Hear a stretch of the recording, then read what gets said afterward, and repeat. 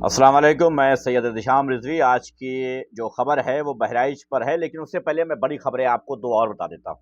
दो तीन खबरें बहुत ज़रूरी हैं, वो आपको जानना। सबसे पहले चलते हैं बाराबंकी। बाराबंकी में एक मस्जिद के सामने खड़े होकर के डीजे पर गालियां बजाई जाती हैं, मस्जिद पर गुलाल फेंका जाता है, मस्जिद पर चप्पल फेंकी जाती है, वीडियो वायरल होती है और पुलिस प्रशासन इस दौरान शांत रहता है।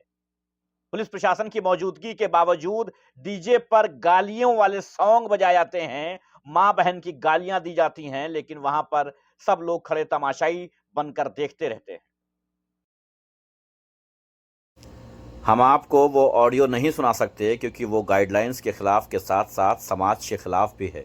हम नहीं चाहते कि उस ऑडियो से लोगों के अंदर गुस्सा आए, इस वजह से ये एक न्यूज़ की तरह से आपके सामने पेश की गई है।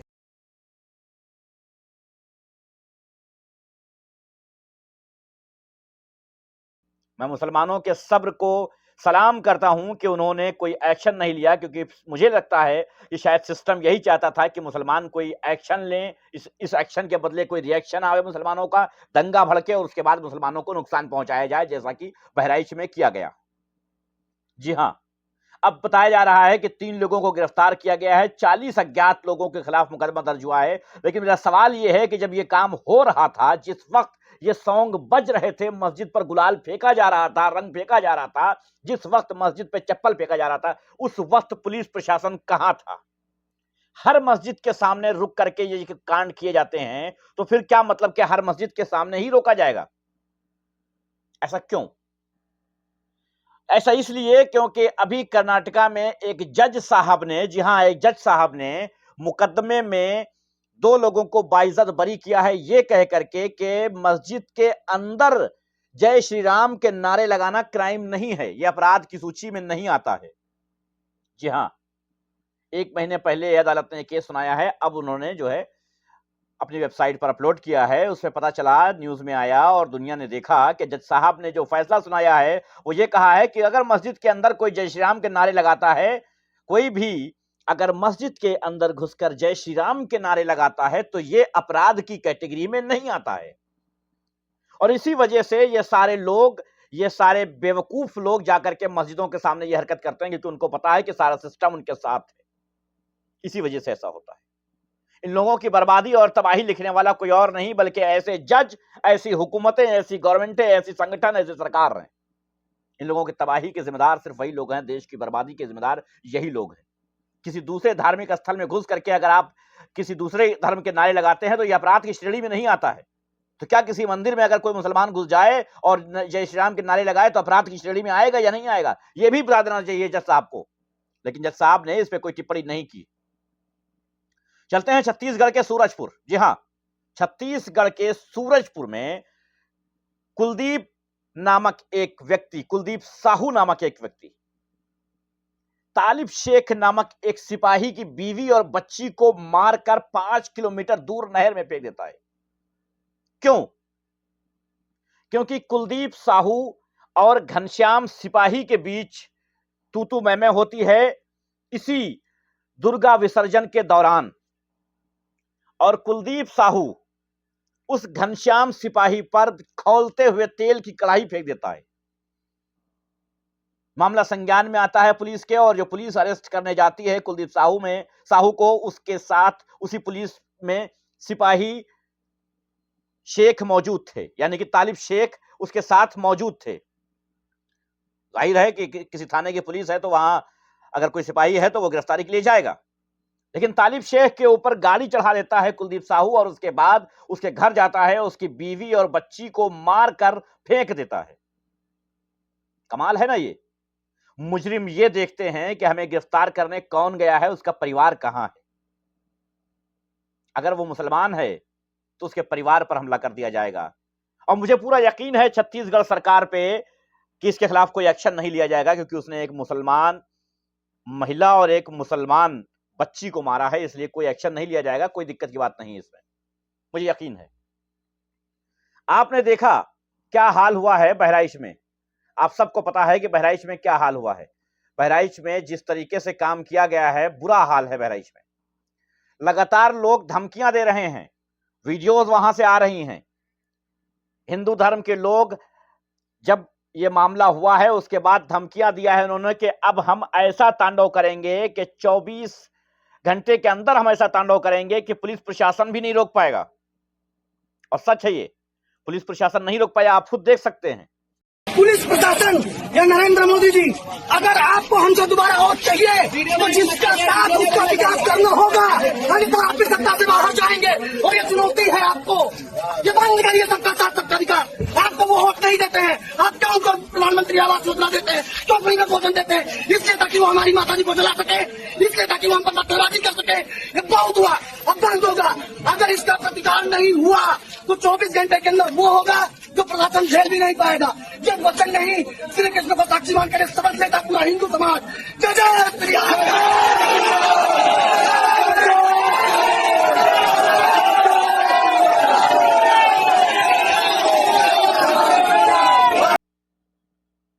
पुलिस प्रशासन नहीं रोक पाया। मेरे पास तो वो वीडियोस भी मौजूद हैं जिनमें पुलिस प्रशासन की गाड़ियां पीछे पीछे चल रही हैं और दंगई लाठी डंडे, कम से कम 10,000 की भीड़ लाठी डंडे के साथ आगे चल रही है, पुलिस उसके पीछे पीछे आ रही है। जी हां, शोरूम को, हॉस्पिटल को आग लगा दी गई, मुसलमान घरों को लूट लिया गया, आग लगा दी गई। लोगों ने न जाने किस तरह से अपनी जानें बचाई। इंटरनेट बंद करने का कोई यही तो वजह नहीं थी कि वहां से कोई वीडियोस, विजुअल्स आ ना सके बाहर? शायद यही रही होगी, वरना इंटरनेट बंद करने का क्या मसला है? ये इंटरनेट जो बंद किया जाता है, ये क्यों? अफवाह ना फैले इसलिए, है ना? चलिए ठीक है। एनडीटीवी के कैमरामैन का कैमरा तोड़ते हुए वहां के हिंदू लोगों ने, एक भीड़ ने एनडीटीवी के न्यूज एंकर के साथ, जो कैमरामैन था, उसका कैमरा तोड़ते हुए कहा है कि इसका कैमरा तोड़ दो ताकि हमारे चेहरे मीडिया में न जा पाए। जी हां, एक चैनल को लाइव इंटरव्यू देने के दौरान उस भी भीड़ के कुछ लोगों ने कहा है, जब चैनल के एंकर ने कहा कि आपकी मांगे क्या है, तो उन्होंने कहा कि प्रशासन को हटा लिया जाए। हमारी मांगे हैं कि प्रशासन को हटा लिया जाए, हम अपने हिसाब से काम करेंगे। जी हां, हम अपने हिसाब से काम करेंगे, प्रशासन को यहां से हटा लिया जाए। कमाल है ना?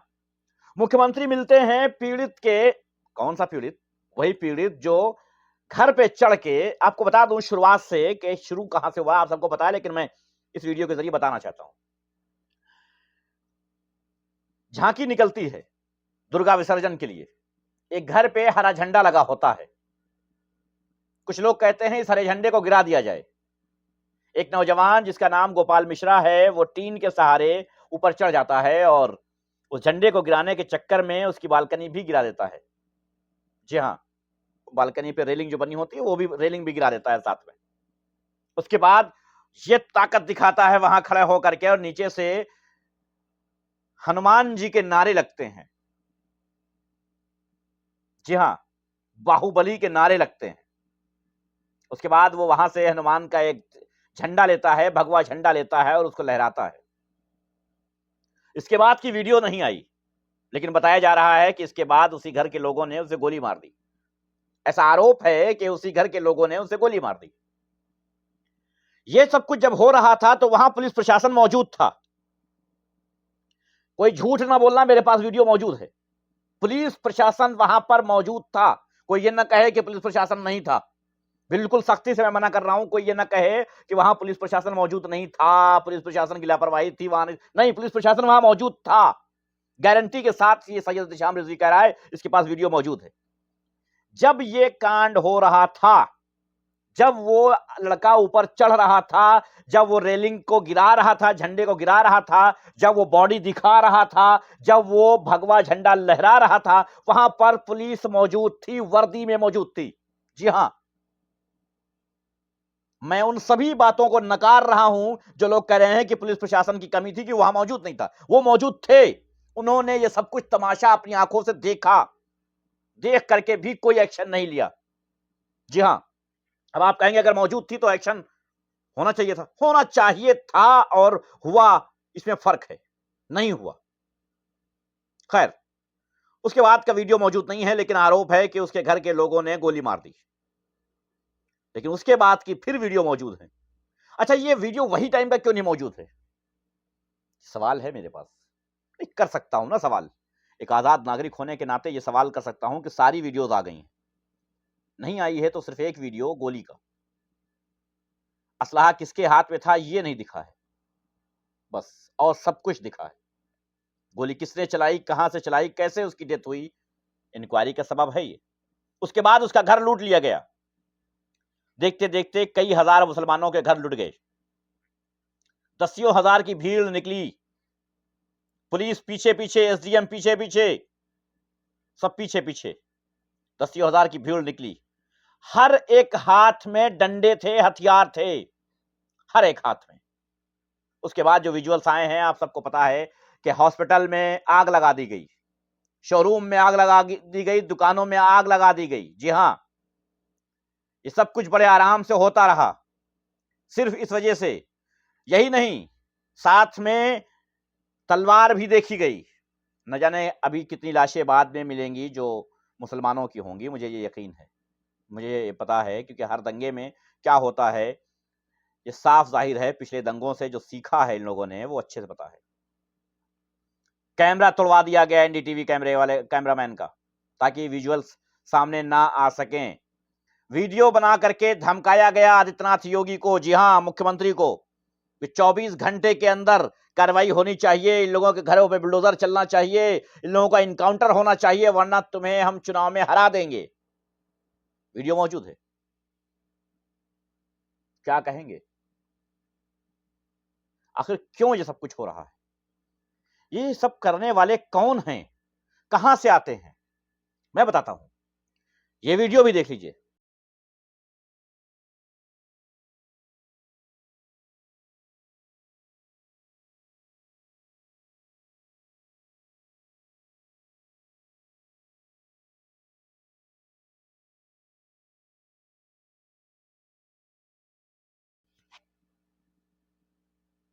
एक प्रोग्राम है और वहां पत्थर फेंकने वाला उसी प्रोग्राम में मौजूद एक नागरिक है। ये बहराइच का नहीं है, कहीं और का है, लेकिन ऐसा है। ये पत्थर कहां से आते हैं? ये हर बार ऐसा क्यों होता है कि साहब हमारे धर्म के प्रोग्राम में पत्थर चल गए, हमारे धर्म के प्रोग्राम में पत्थरबाजी हो? कहां से चलते हैं ये पत्थर?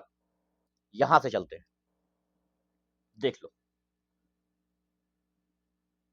ये हाल है। एक आम बात बन गई है कि साहब हम जुलूस लेकर के जा रहे थे, हम पर पत्थरबाजी हो गई और उसके बाद भीड़ भड़क गई। यार अब स्क्रिप्ट चेंज कर दो। बॉलीवुड ने अपनी भी स्क्रिप्टें चेंज कर ली हैं, दूसरी तरीके की फिल्में बनाने लगे हैं। अब ये स्क्रिप्ट बदल दो। हर बार एक ही स्क्रिप्ट अच्छी नहीं है कि हम जा रहे थे और आराम से, हम तो प्यार से अपने जो है सेवा भाव में जा रहे थे, हम तो अपने धर्म का प्रोग्राम कर रहे थे और वहां से पत्थरबाजी शुरू हो गई, उसके बाद हम भीड़ भड़क गई और फिर ये सब कुछ हो गया। नहीं, ऐसा नहीं होता है, हर बार ऐसा नहीं होता है। और ये पत्थर फेंकने वाले लोग कौन हैं, कहां से आते हैं, ये जानना जरूरी है। और इतनी ज्यादा भीड़ होने के बावजूद ना ड्रोन से रिकॉर्डिंग हुई है। जी हां, जब दंगा भड़क गया, एक दिन तो दंगा भड़क गया, पुलिस पहुंच गई, मामला शांत हो गया, तो दूसरे दिन ये दंगा कैसे भड़का? पुलिस प्रशासन उस दौरान कहां था?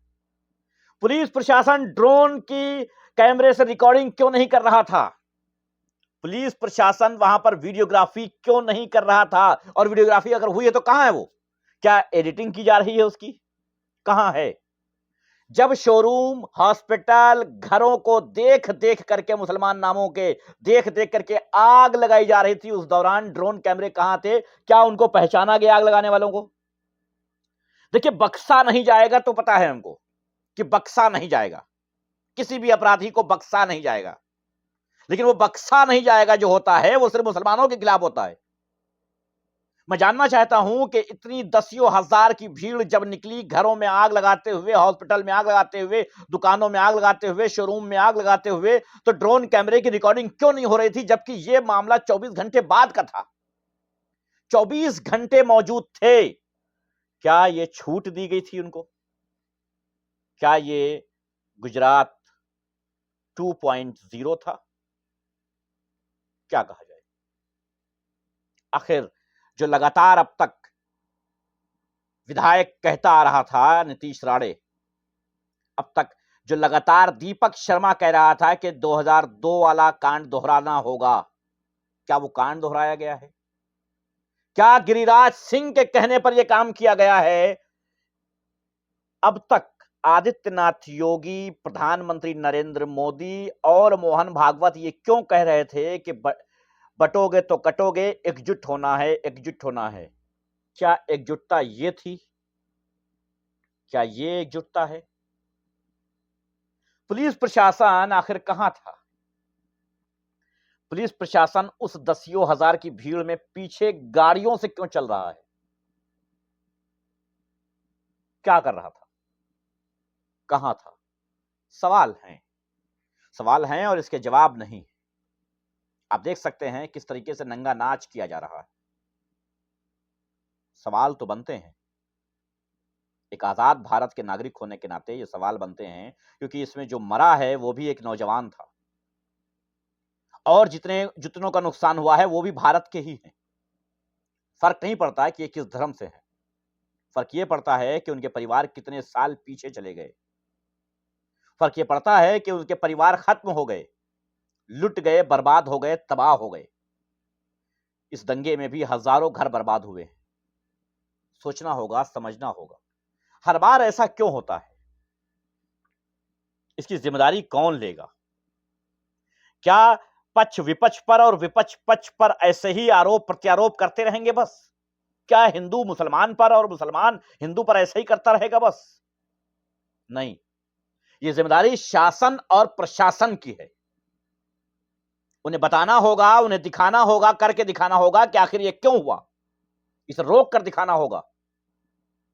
इनमें एक एक बंदे को जिसने दंगा भड़काने की कोशिश की हो, जिसने गोली चलाई हो, जिसने झंडा ऊपर नोचने के लिए उस नौजवान को उकसाया हो, वहां पर जो मौजूद पुलिस रही हो जिसने लापरवाही की हो, इन सब को एक एक को सजा मिलनी जरूरी है। उसके बाद जिन्होंने लूट की है, जिन्होंने घरों को लूटा है, आग लगाई है, इन सब की पहचान होनी चाहिए, सबके ऊपर कार्रवाई होनी चाहिए, ताकि फिर कहीं दंगा न भड़कने पाए, फिर कहीं यह देश जलने ना पाए। और साथ ही साथ बाराबंकी पुलिस को भी उस थाने के, जिस थाने का यह मामला है, उस थाने के लोगों को भी सस्पेंड करना होगा और सस्पेंड करना चाहिए कि आखिर यह मामला ऐसा क्यों हुआ। लेकिन ऐसा होगा जब आप न्याय के पुजारी बनेंगे, तब जब आप प्रदेश के मुख्यमंत्री या देश के प्रधानमंत्री होंगे, तब। अगर आप किसी धर्म के मुख्यमंत्री या धर्म के प्रधानमंत्री होंगे तो ऐसा मुमकिन नहीं है। फिर आप इसको रोक नहीं पा रहे हैं या रोकना नहीं चाह रहे हैं, वो आप जाने। मैं पक्ष और विपक्ष सबसे कहता हूं कि इस मामले को राजनीति के तहत ना देखते हुए इस मामले को इंसानियत के तहत देखिए। बहुत बहुत शुक्रिया आप सबका। जय हिंद, जय भारत।